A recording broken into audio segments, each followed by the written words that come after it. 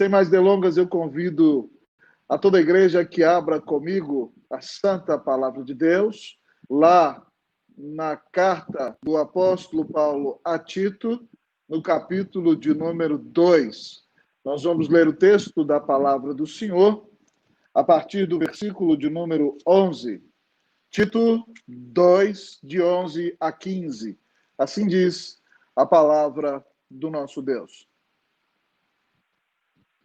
Porquanto a graça de Deus se manifestou salvadora a todos os homens, educando-nos para que, regadas a impiedade e as paixões mundanas, vivamos do presente século sensata, justa e piedosamente, aguardando a bendita esperança e a manifestação da glória do nosso grande Deus e Salvador, Jesus Cristo, o qual a si mesmo se deu por nós, a fim de remir-nos de toda a iniquidade e purificar para si mesmo um povo exclusivamente seu, zeloso de boas obras.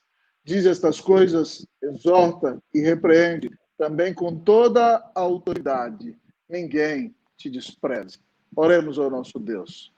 Pai Santo, muito obrigado pelo teu doce cuidado, pelo teu maravilhoso amor. Obrigado, Deus, pelos grandes livramentos que o Senhor nos dá.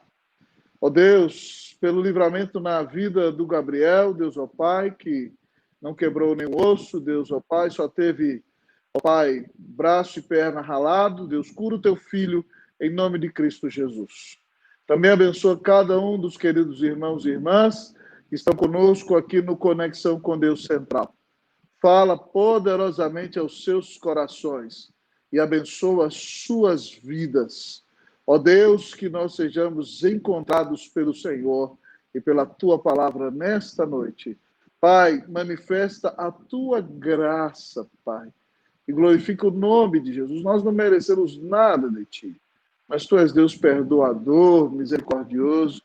Então, Pai, tem compaixão de nós, perdoa os nossos pecados, fala conosco e abençoa a nossa vida. Nós oramos agradecidos em nome do Senhor Jesus. Amém. Queridos irmãos e irmãs, o hino que eu mais gostava do hinário da Igreja Presbiteriana do Chile não está no nosso hinário Novo Cântico da Igreja Presbiteriana do Brasil. Eu vou cantá-lo em espanhol para você, a primeira estrofe somente, e você vai reconhecê-lo tanto no inglês como no português. Mas no hinário da Igreja Presbiteriana do Chile, era assim que cantávamos esse hino. Sublime gracia del Senhor, que un infeliz halló. Fui ciego, mas hoy miro yo, perdido, y él me halló. Louvado seja Deus, amados irmãos, por sua maravilhosa graça. Esse hino que eu acabei de cantar para você em espanhol foi composto pelo reverendo John Newton, que foi pastor, querido amigo e irmão, no final do século XVIII na Inglaterra. Mas John Newton foi um moço que perdeu a mãe muito cedo e viveu uma vida de grande devassidão. Foi mercador de escravos na África e ele mesmo foi escravizado durante um tempo. E um dia, em uma grande tempestade no mar, ele pensou que iria afogar-se e perder a sua vida. E ali o Espírito Santo tocou o seu coração e ele foi convertido a Cristo Jesus. Já sendo um homem mais velho, tentou preparar-se para o ministério e conseguiu ser ordenado somente aos 39 anos de idade. Mas foi um pastor segundo o coração de Deus. Ele mesmo influenciou William Wilberforce, o parlamentar que durante mais de 30 anos lutou pela abolição da escravatura na Inglaterra e, consequentemente, no mundo inteiro. E quando estava no seu leito de morte, conseguiu a aprovação da libertação dos escravos, e por causa dele, depois a Inglaterra fez pressão em distintas nações do mundo, até bombardeou um porto no sul do Brasil, para que o nosso país também abolisse a escravidão. John Newton também foi pastor de William Cowper, um grande compositor de hinos cristãos que vivia numa profunda depressão, mas que creu em Cristo Jesus e foi pastoreado por John Newton. E nos momentos em que ele tinha tranquilidade na sua depressão, ele compôs hinos maravilhosos para abençoar a vida do povo de Deus. Newton, consciente da sua maldade e do seu pecado, escreveu esse hino maravilhoso que diz: sublime graça do Senhor, que ao infeliz salvou. Fui pobre, mas agora eu sou rico. Perdido, ele me encontrou. Louvado seja o nome do Senhor, que de graça, por sua graça, nos deu o maior de todos os presentes, a grande salvação que nós recebemos em nosso bendito Senhor e Salvador, Jesus Cristo. E sobre esse ponto da teologia da graça de Deus é que nós vamos conversar nesta noite. Paulo, nessa carta, santos irmãos e irmãs, aborda esse tema com Tito, quem ele deixou em Creta, para organizar as igrejas, ordenar presbíteros e conduzir o trabalho do reino do Senhor. É importante você se situar aqui, que momento é esse da vida do apóstolo Paulo? O livro de Atos termina com Paulo preso em Roma, numa prisão domiciliar. Mas depois Paulo foi solto, porque aparentemente, na sua audiência com César, os seus acusadores não compareceram. E ele então foi liberto e provavelmente foi à Espanha e plantou a igreja lá, na sua quarta viagem missionária. E depois de plantar a igreja lá, então ele passou em Éfeso e deixou Timóteo em Éfeso. E depois que saiu de Éfeso, ele passou pela Macedônia, Filipos, Tessalônica, Bereia, e de lá foi para Creta, aquela grande ilha com mais de 200 quilômetros de extensão, e ele deixou Tito ali para pregar, para ordenar presbíteros, para organizar as igrejas, e depois ele foi para Nicópolis, na Acaia, onde fica a Grécia nos dias de hoje. E de lá ele escreve essa carta para chamar a Tito para que esteja com ele. Então, de lá, Paulo vai a Troade, onde é preso e levado a Roma e condenado e assassinado. Então, quando Tito está em Creta, Paulo, no capítulo de número 2, escreve a Tito dizendo como cada pessoa da igreja deve proceder. Como devem proceder os homens mais velhos, como as senhoras mais idosas devem proceder, as jovens recém-casadas, os jovens, o próprio pastor Tito e até aqueles que trabalhavam como escravos, amados amigos e irmãos, como deveria ser o procedimento de cada crente. E aqui ele faz um inverso das demais cartas, porque nas outras cartas ele sempre dá a base teológica primeiro, para depois ir para a prática e para a aplicação. Aqui em Tito ele começou com a aplicação, e aí a partir do versículo 11, ele então vai nos mostrar porque cada uma dessa classe de pessoas deveria ter um santo proceder.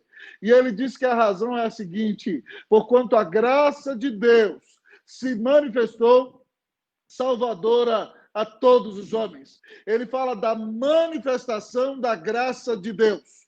O verbo usado para manifestação no grego aqui é o verbo de onde vem a nossa palavra epifania no português. E a ideia de epifania é uma manifestação gloriosa. Quando o texto fala da manifestação da graça de Deus, segundo John MacArthur aqui, está falando da manifestação do nosso próprio Senhor Jesus Cristo. Porque a graça de Deus é o atributo de Deus, por meio do qual ele nos dá aquilo que nós não merecemos, o seu favor imerecido. E o maior presente que ele nos dá é a salvação em Cristo Jesus. Então, quando o texto diz que a graça se manifestou, eu concordo com o John MacArthur aqui, ele está falando da manifestação da graça, da epifania da graça, da manifestação gloriosa da graça, que é nosso grande Deus e Salvador, Jesus Cristo. Louvado seja o nome do Senhor. Portanto, meu querido amigo e irmão, eu gostaria de desafiá-lo nessa noite a deixar bem aberto o coração e a mente, e abrir bem os olhos para contemplar a glória da graça de Cristo Jesus.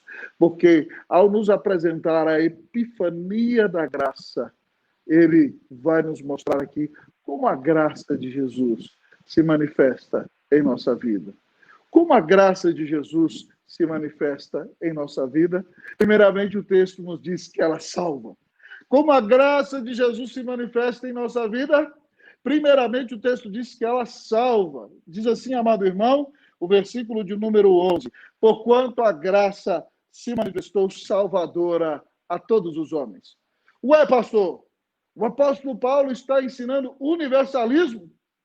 No final das contas, todos serão salvos? Ele não disse aí que a graça se manifestou salvadora a todos os homens? Ah, queridos irmãos e irmãs, quando nós vamos interpretar as Escrituras, um dos princípios claros que nós devemos trabalhar, o primeiro deles, nós chamamos de a analogia da fé, é que a Escritura se interpreta por si mesma. Mas o segundo princípio para a interpretação bíblica é aquilo que nós chamamos de analogia da Escritura. Isso significa que o texto deve ser interpretado no seu contexto. Isso significa que você tem que ver a ocasião em que a carta foi escrita e o que vem antes e depois no texto. E o nosso texto, se você olhar anteriormente para o capítulo de número 2, você vai ver que no versículo de número 2, Paulo diz assim: quanto aos homens idosos, que sejam temperantes, respeitáveis, sensatos, sadios na fé, no amor e na constância. Ele diz que homens que são idosos deveriam ser temperantes, pacificadores, nunca geradores de contenda. Ele diz aqui que eles deveriam ser respeitáveis, dignos, sensatos, homens equilibrados, sadios da fé, firmados na doutrina, do amor, amorosos e perseverantes no trabalho do Senhor. Deveriam ser pacificadores, temperantes, que trazem paz, nunca contenda e divisão no corpo de Cristo. Mas no versículo 3, Paulo fala das mulheres idosas. Quanto às mulheres idosas, semelhantemente, que sejam sérias em seu proceder, não caluniadoras, não escravizadas a muito vinho, sejam mestras do bem, a fim de instruírem as recém-casadas. Querido amigo e irmão, aqui o texto está dizendo o comportamento que as mulheres idosas devem ter. Elas devem ser semelhantes àqueles homens, temperantes, respeitáveis, sensatas, sadias na fé, no amor e na constância, mas, além disso, elas deveriam ser sérias em seu proceder. Não caluniadoras. A palavra usada para caluniador aqui no grego é diabolon, de onde vem o nome diabo, certo? Então, quando você calunia alguém, você está a serviço do diabo. Então, o texto diz que essas irmãs não deveriam ser escravizadas a muito vinho, elas não deveriam afogar as suas tristezas no vinho. Elas também deveriam ser mestras do bem e instruírem as mais jovens. E a partir do versículo 4, Paulo começa a dizer qual deve ser o procedimento das mulheres recém-casadas.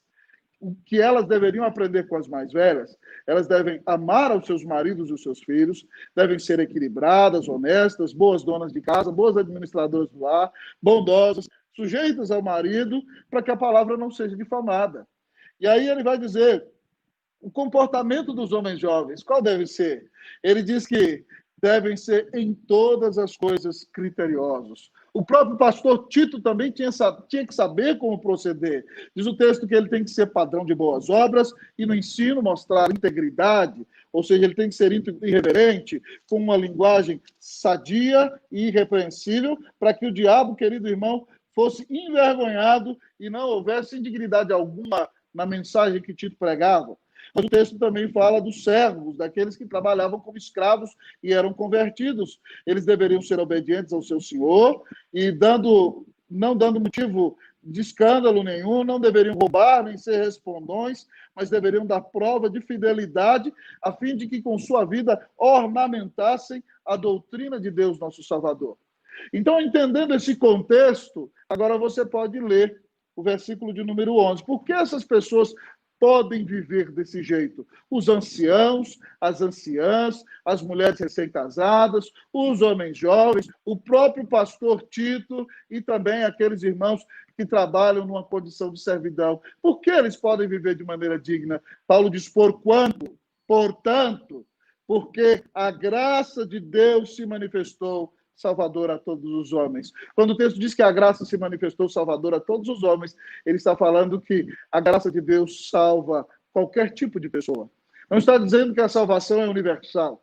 Não está dizendo que todos serão salvos. No contexto está dizendo que anciãos são salvos, que mulheres idosas são salvas, que mulheres recém-casadas podem ser salvas, que homens jovens podem ser salvos, que pastores podem ser salvos, e que também pessoas que trabalham na escravidão e com a vida difícil também podem ser salvos. Todo tipo de pessoa pode ser salvo. A graça, amado irmão, não é discriminatória. A graça não se fixa numa faixa etária. A graça não se fixa numa condição social. A graça não se preocupa com qual é a sua família. Se você é um escolhido de Deus, seja você pobre, seja você rico, seja você jovem, seja você velho, se você crê em Cristo Jesus, a graça de Deus é para você. É por isso que o primeiro texto que lemos nessa noite diz: porque pela graça sois salvos, mediante a fé. Isso não vem de vós, é dom de Deus, não de obras, para que ninguém se glorie. Creia em Jesus, não importa a sua idade, não importa o sexo, não importa o seu sobrenome, não importa a cor da sua pele, não importa a sua condição social, não importa a sua nacionalidade. Se você crê em Jesus, você é salvo pela graça, mediante a fé, porque Deus mandou o Filho dele para morrer na cruz e pagar os teus pecados. Louvado seja Deus! Que graça gloriosa, que graça incomparável, que graça epifânica é a graça de Jesus. A manifestação gloriosa de Cristo nos traz a salvação. Ele demonstrou grande amor na cruz para fazer de mim e de você filhos de Deus. Mas o texto continua a responder a pergunta que eu fiz lá no início. Como a graça de Deus se manifesta em nossa vida? Em primeiro lugar, ela se manifesta salvando a cada um de nós que cremos em Cristo Jesus. Em primeiro lugar, ela salva. Mas como a graça se manifesta em nossa vida? Em segundo lugar, ela educa. Em segundo lugar, ela educa. Leamos, irmãos e irmãs, versículos de número 12 e 13.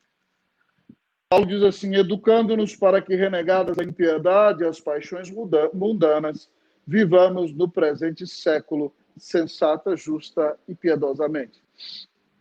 Paulo, no ponto passado e no início desse versículo, ele se fixa no tempo passado. Ele diz que a graça se manifestou salvadora de uma vez só, e ela, quando se manifestou, ela nos educou para rejeitar a impiedade e as paixões mundanas. Impiedade, querido amigo e irmão, é uma vida irreverente. É uma vida de infidelidade. É uma vida sem temor de Deus. Ímpio é aquele que não crê na graça de Deus, que não crê no Evangelho de Jesus, que não reverencia o Senhor, que não tem temor de Deus, que não glorifica a Deus, que não respeita a Deus, que não adora a Deus. Ah, querido, a graça é educadora e ela te educa a rejeitar uma vida de infidelidade, de impiedade, de irreverência, de rebelião contra Deus. Mas ela também, porque te salvou, te educa não só a renunciar a uma vida de impiedade, de infidelidade, mas também diz o texto que ela nos educa a renunciar às paixões mundanas. E a ideia da palavra grega aqui para paixões, amados irmãos, significa literalmente as paixões da carne. Significa os desejos carnais.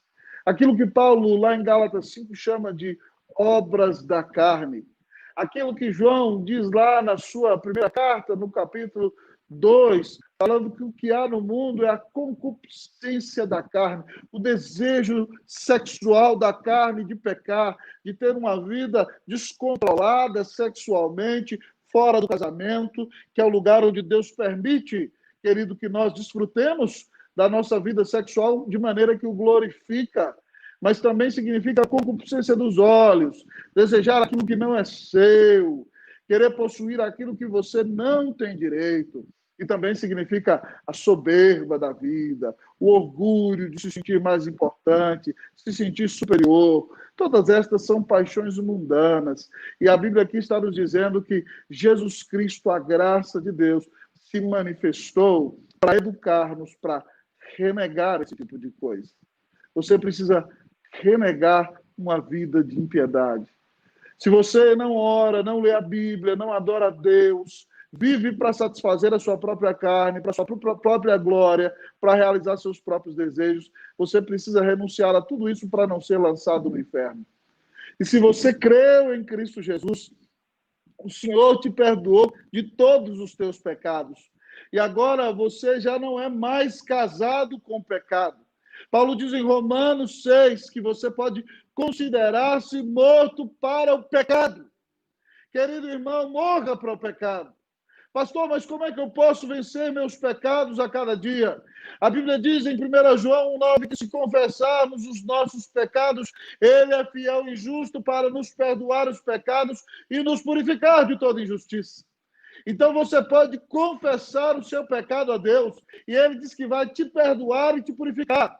Mas Tiago, irmão do Senhor Jesus, lá no capítulo 5 da sua carta, também diz: confessai os vossos pecados uns aos outros, para que sejais curados.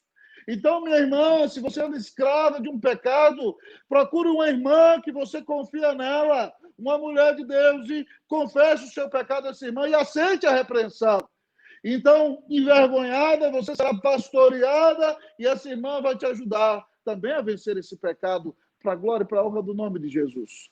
Mas Cristo morreu, amados irmãos, para que nós morrêssemos para o pecado e vivêssemos para Deus. E é assim que Paulo continua na temática de que essa graça nos educa, porque ela nos educa de uma maneira negativa para rejeitar a impiedade e as paixões mundanas, mas ela nos educa de maneira positiva para conduzir a nossa vida hoje. Paulo diz que ela nos educa para que vivamos no presente século, sensata, justa e piedosamente. Essa graça mudou tudo no nosso passado, mas ela muda tudo no nosso presente. Ela nos educa para que nós vivamos no presente século, hoje, no século 21, onde nós estamos. Para que vivamos de que maneira, diz Paulo? De maneira sensata, justa e piedosa. Sensatez aqui, amado irmão, significa equilíbrio. Significa uma vida de fidelidade, uma vida equilibrada. Paulo está ensinando que a graça nos abençoa no relacionamento conosco mesmos. Nós vamos ter paz conosco mesmos. E nós vamos ter equilíbrio na presença de Deus. Mas a graça nos educa para que vivamos num bom relacionamento conosco mesmos, mas também com o nosso próximo. Diz o texto que ela nos ensina a viver de maneira sensata e justa. E justa aqui significa obediência. E significa, então, buscar viver uma vida de obediência e buscar o que é justo no seu relacionamento com o seu próximo. Jesus ensinou isso no Sermão do Monte, quando disse que tudo aquilo que quereis que os homens vos façam, fazei vós também com eles. Você tem que tratar o seu irmão da maneira que você gostaria de ser tratado. Isso é viver uma vida justa, uma vida de obediência. Mas essa graça, no presente, nos educa a vivermos numa vida sóbria conosco mesmos, na justiça, dando testemunho para os nossos irmãos, mas de maneira piedosa. E aí está falando do nosso relacionamento com Deus. Piedosamente. E aí a palavra piedosa que significa uma vida de reverência, uma vida de adoração, uma vida que coloca Deus em primeiro lugar, uma vida que está consciente de que a nossa vida é uma vida de culto na presença de Jesus. Ah, queridos irmãos e irmãs, muitas pessoas influenciadas pela igreja da maioria na nossa nação vivem uma teologia equivocada, a meu ver, fundamentada no pensamento de Tomás de Aquino, que se fundamentou no pensamento de Aristóteles. Aristóteles dizia que tudo que é material é bom, é ruim, e tudo que é imaterial é bom.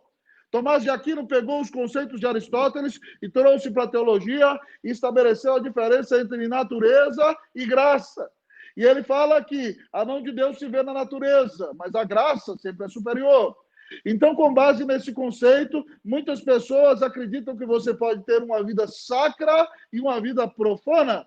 Então, elas vão para a igreja, elas entram no culto e parece que elas têm uma auréola na sua cabeça e lá elas cantam até um canto gregoriano, talvez assim. Oh.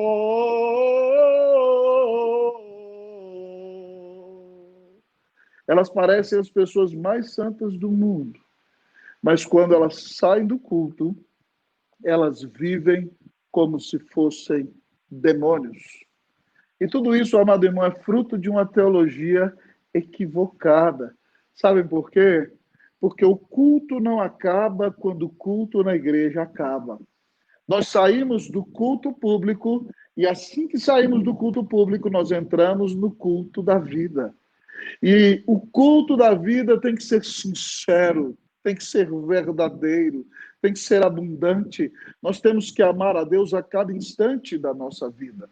Nós temos que meditar na sua palavra todos os dias, guardá-la no nosso coração, arrependendo-nos de nossos pecados. Também devemos ser uma bênção na vida daqueles que se relacionam conosco. E devemos ter uma vida de abundante, de enchimento do Espírito Santo, lutando para caminhar em fidelidade na presença do nosso Deus.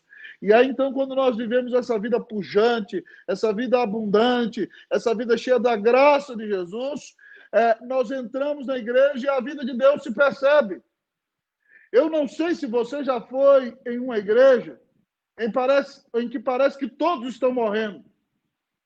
Você vê até solenidade, mas parece a solenidade de um funeral. Não existe nada mais solene, amado irmão, do que o funeral, do que o corpo de um morto. Há uma solenidade morta. Nós acreditamos em solenidade no culto, mas solenidade viva. Quando as pessoas têm culto na vida, você entra na igreja, o ambiente é diferente. O ambiente não é pesado, o ambiente é um ambiente de graça, é um ambiente de respeito, de temor e de reverência, mas a presença de Deus se manifesta de maneira graciosa, porque quando há culto na vida, o culto é cheio de vida. É por isso, irmãos, que nós temos que entender que toda a nossa vida é vivida diante da face de Deus. Todo momento é momento do culto. Toda hora é hora de oração. Se nós temos a consciência de que nós estamos diante da face de Deus, na presença de Deus o tempo todo, nós vamos, pela graça de Deus, buscar viver uma vida sensata, uma vida justa e uma vida piedosa. Você tem consciência de que cada momento da sua vida é um momento de culto? Você entende que naquele momento em que você está debatendo com a sua esposa, aquele é um momento de culto? Que classe de culto você está oferecendo naquela hora? Você entende que no momento em que está corrigindo seus filhos, aquele é um momento de culto? Que grande desafio nós temos, não é, irmãos? Você entende que no momento em que você está num debate no trabalho, ou com as pessoas com as quais você se relaciona, você entende que você está cultuando a Deus? Que Deus tenha misericórdia de nós, irmãos. Se nós não temos glorificado a Deus em nossa vida, nosso culto não vai glorificar ao Senhor. Que Deus quebrante o seu coração e que a graça seja educadora em sua vida. Rejeite uma vida sem temor. Rejeite uma vida de paixões mundanas. E porque Cristo te libertou, viva hoje, na sua vida, uma vida de culto a Deus, uma vida de equilíbrio, uma vida de obediência, uma vida cheia da unção e do poder do Espírito Santo. Uma vida em que você tem um relacionamento abençoado consigo mesmo, com o seu próximo e com o teu Deus. Que Deus nos dê a bênção de sermos educados pela graça de Jesus a cada dia, para a glória e para a honra do nome de Cristo Jesus, o nosso Senhor. A graça nos educa. Louvado seja Deus. Você tem sido bem educado pela graça de Deus? Pastor, como a graça se manifesta? O texto fala da epifania da graça. Essa palavra epifania, irmãos, era usada também quando o sol brilhava glorioso, era uma manifestação gloriosa. O texto está falando da manifestação gloriosa de Jesus, a graça de Jesus na nossa vida. E a epifania da graça nos mostra que a graça salva, a graça educa, mas em terceiro lugar, a graça espera. Como a graça de Deus se manifesta em nossa vida? Em primeiro lugar, a graça salva. Em segundo lugar, a graça educa. Em terceiro lugar, a graça espera. Olhe comigo, querido amigo e irmão, para o versículo de número 13. Diz assim o texto: aguardando a bendita esperança e a manifestação da glória do nosso grande Deus e Salvador, Jesus Cristo. Louvado seja o Senhor. Irmãos, a vida do lado de cá do céu não é fácil. Esse ano, para todos nós, tem sido um ano de grande tribulação.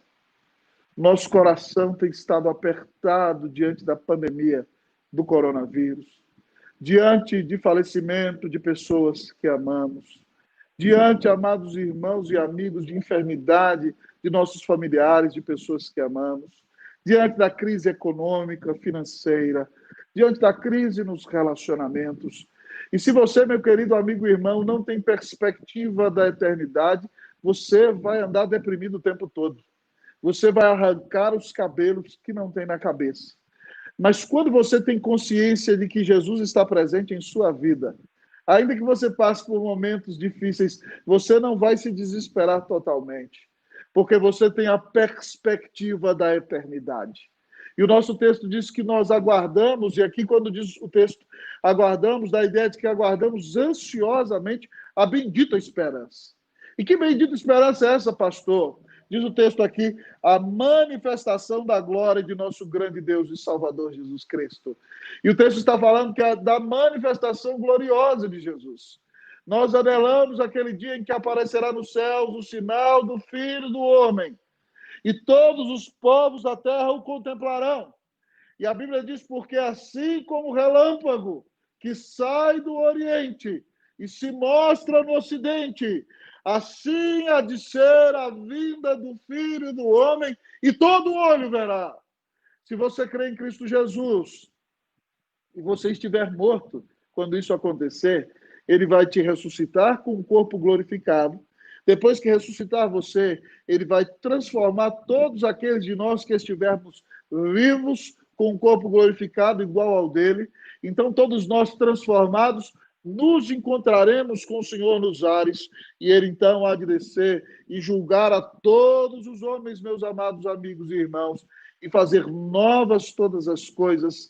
Então haverá novos céus e nova terra, e não haverá mais luto, não haverá mais pranto, não haverá mais dor, não haverá mais perseguição, não haverá, meu querido amigo e irmão, opressão, xingamento, rebelião, não haverá agressão física, assassinato, nem coronavírus.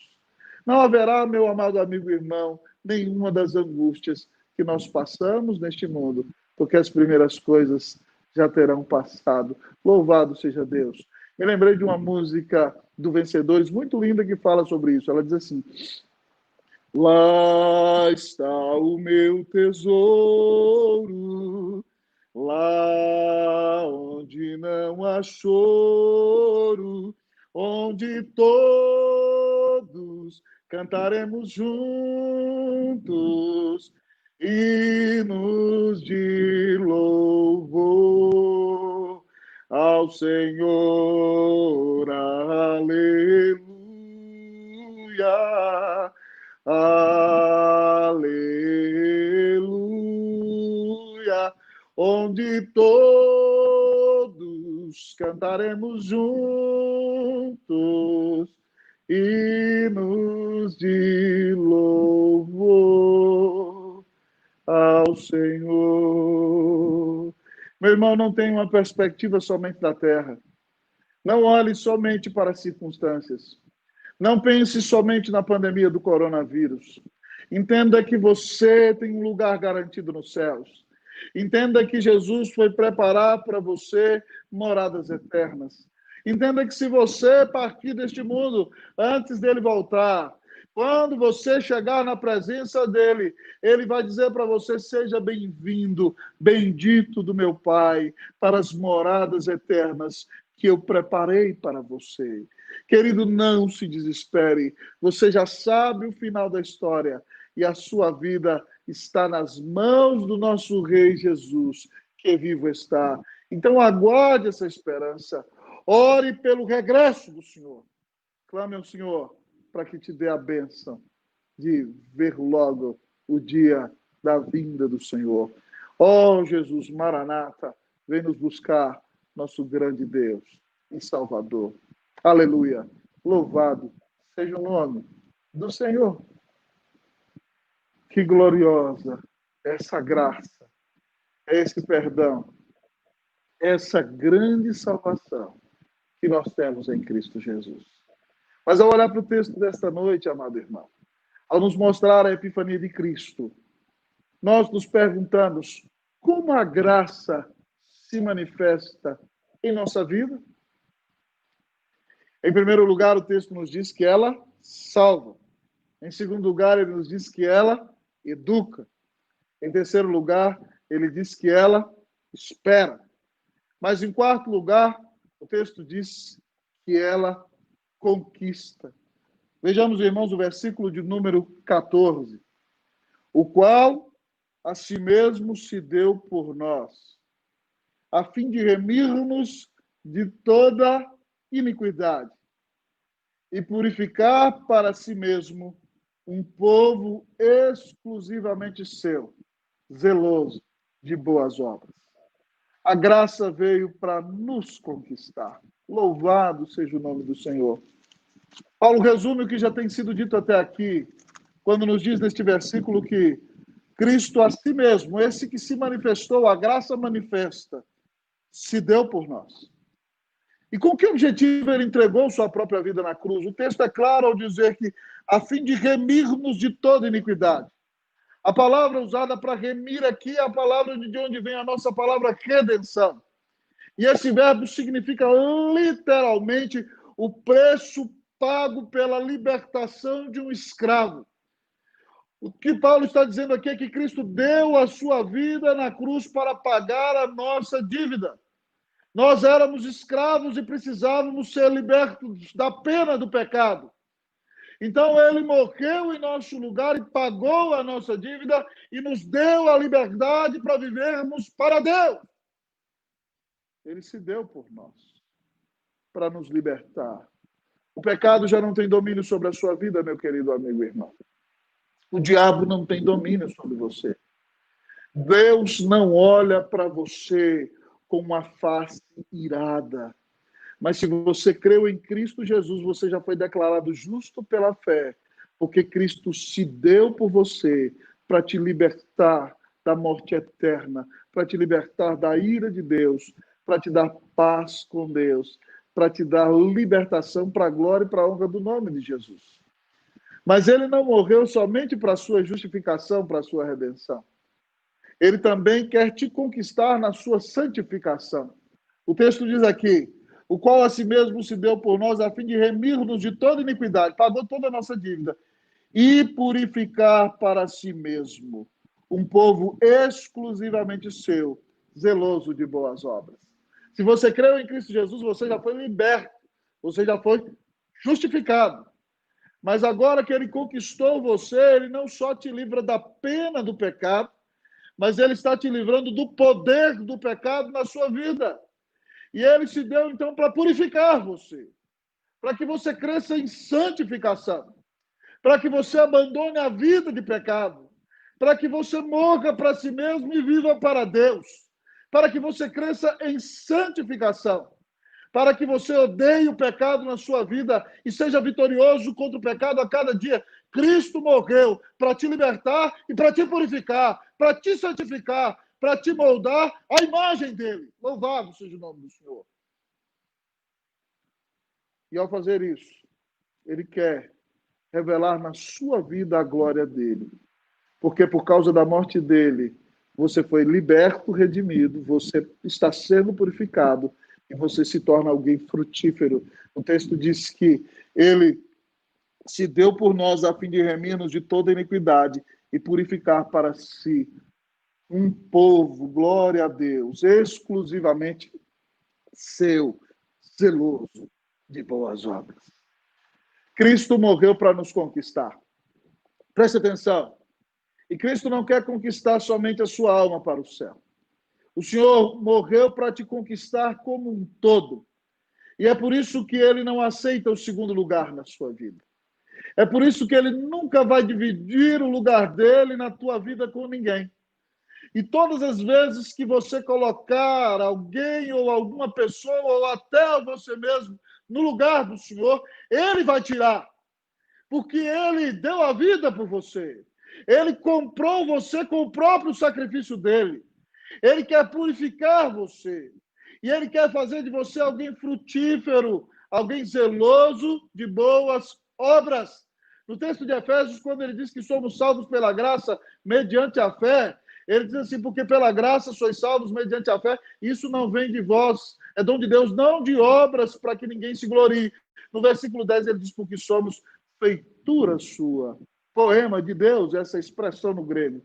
Porque somos poema de Deus, criados em Cristo Jesus para boas obras. Cristo morreu por você, para que você frutifique, meu querido amigo e irmão. E boas obras na sua vida é o fruto do Espírito, amor, alegria, paz, longanimidade, benignidade, bondade, fidelidade, mansidão e domínio próprio. Mas também significa que você exercite seus dons e seja uma bênção, e abençoe a sua família, abençoe a igreja de Deus, e abençoe esse mundo, dando fruto, fazendo boas obras, revelando que o seu coração foi transformado por Cristo Jesus. Louvado seja Deus. Querido, a graça é conquistadora. Ela veio para te libertar da pena do pecado, para te libertar do poder do pecado, para fazer de você alguém frutífero, para a glória e para a honra do nome de Jesus. Qual a implicação prática, irmãos, tem esse ensino?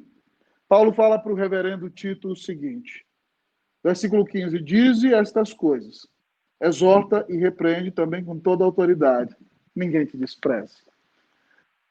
Paulo está dizendo a Tito, fala essas coisas.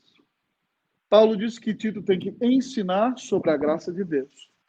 Ele disse aqui, exorta, a palavra usada para exorta que estimula, consola. Ele tem que usar a graça de Deus para ensinar o povo de Deus como ele é salvo e santificado, para consolar o povo de Deus, mas ele diz aqui, repreende. Ele tem que usar a graça de Deus para repreender aqueles que estão endurecidos e estão em pecado. 3 práticas, ensino, consolo e repreensão. Todos nós que pregamos o evangelho fazemos isso. Ora ensinamos a palavra de Deus, ora consolamos o seu coração, ora repreendemos os seus pecados. E Paulo diz a Tito, diz estas coisas, exorta e repreende com toda a autoridade. Tito foi ordenado como ministro do evangelho. E quando prega a palavra, ele tem toda a autoridade. E aí ele ainda diz ainda que Tito não pode se intimidar. Ele diz aqui, ninguém te despreze. Se alguém desprezar a Tito, ele tem que se posicionar e dizer, eu estou aqui em nome de Jesus. E vou ensinar, vou consolar, vou repreender, porque eu tenho a autoridade da palavra de Deus e do Espírito de Deus. Aleluia! Louvado seja o nome do Senhor. Eu quero perguntar para você nessa noite. A graça de Deus está dando muitos frutos na sua vida? Como a graça de Deus tem se manifestado na sua vida? Eu me lembro, irmão, daquela história do grande Agostinho de Hipona. E você se lembra que era um homem muito devasso. Filho de uma mãe muito crente, ele se entregou a todo tipo de devassidão. E desde a sua adolescência se entregou aos prazeres da carne e se refestelava com muitas mulheres. Engravidou um amante, ainda era adolescente, teve um filho com ela, e depois se tornou um filósofo maniqueu, depois se tornou um neoplatônico, e quando morava com sua mãe em Milão, um dia, no seu jardim, ouviu uma frase: toma e lê, toma e lê, toma e lê. Abriu, leu Romanos 13, que dizia que nós deveríamos abandonar as obras das trevas, porque o dia estava raiando. E com essa palavra de Deus, ele creu em Jesus. E se tornou um precioso servo do Senhor. Quando sua mãe morreu, eles estavam viajando para a África, ela morre no porto de Roma. Seu filho, Adeodato, também morreu aos 16 anos de idade. E quando ele volta e resolve vender tudo que tinha para criar um mosteiro e invocar a presença de Deus, ele, querido amigo e irmão, certo dia, na igreja, querido amigo e irmão, lá em Hipona, o elegem presbítero. E depois, então, ele se torna bispo auxiliar. E depois ele se torna o bispo, o pastor titular da igreja de Hipona. Certo dia, Agostinho estava andando lá pelas ruas de Tagaste, onde viveu quando jovem. E uma das suas antigas amantes o viu. E ela começou a dizer: Agostinho, meu amor, sou eu, você se lembra de mim? E Agostinho acelera o passo. Ela: Agostinho, meu amor, é impossível que tenha esquecido os meus amores. E Agostinho anda mais rápido. Ela: Agostinho, querido, sou eu, amor da minha vida.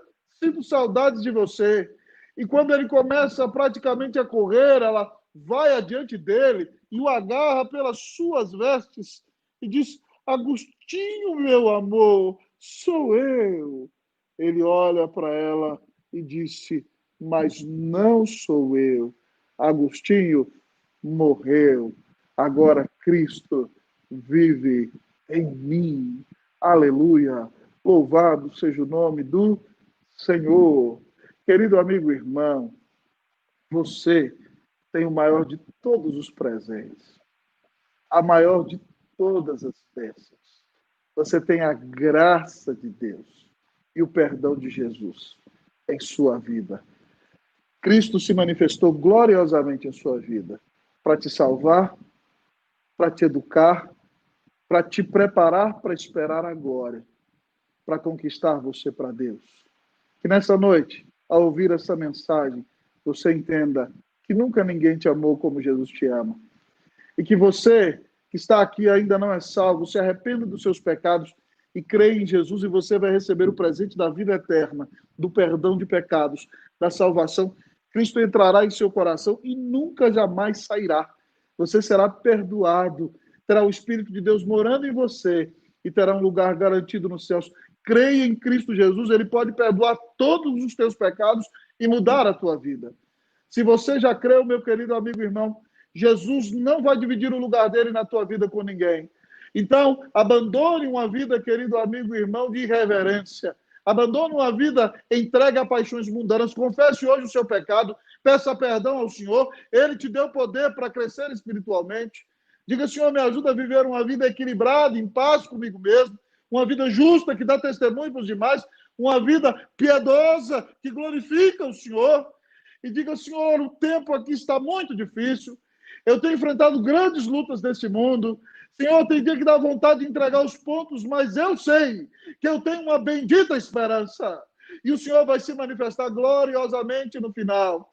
E nós estaremos no lugar onde não haverá nem luto, nem pranto, nem dor, porque as primeiras coisas já terão passado. Glória ao Senhor. Nós temos a vitória eterna. Então, querido, se lembre que o Senhor conquistou você, te livrou da pena do pecado, te libertou da escravidão do pecado, e agora quer purificar você, está te libertando do poder do pecado, santificando a sua vida, e Ele quer dar você a graça de frutificar e ser uma bênção nas mãos dEle, para que no dia final você apareça diante dEle com os frutos da graça de Deus manifesta em sua vida. Como seu pastor, eu estou cumprindo o que o texto me mandou fazer, falando para você, ensinando, consolando você com esse texto maravilhoso, exortando, repreendendo você para você abandonar esse coração duro e essa vida de pecado com a autoridade da palavra de Deus. e do Espírito Santo de Deus. Que a graça de Deus, querido, se manifeste de maneira salvadora, educadora, esperançosa e conquistadora em sua vida. Que Deus te abençoe ricamente em nome de Cristo Jesus.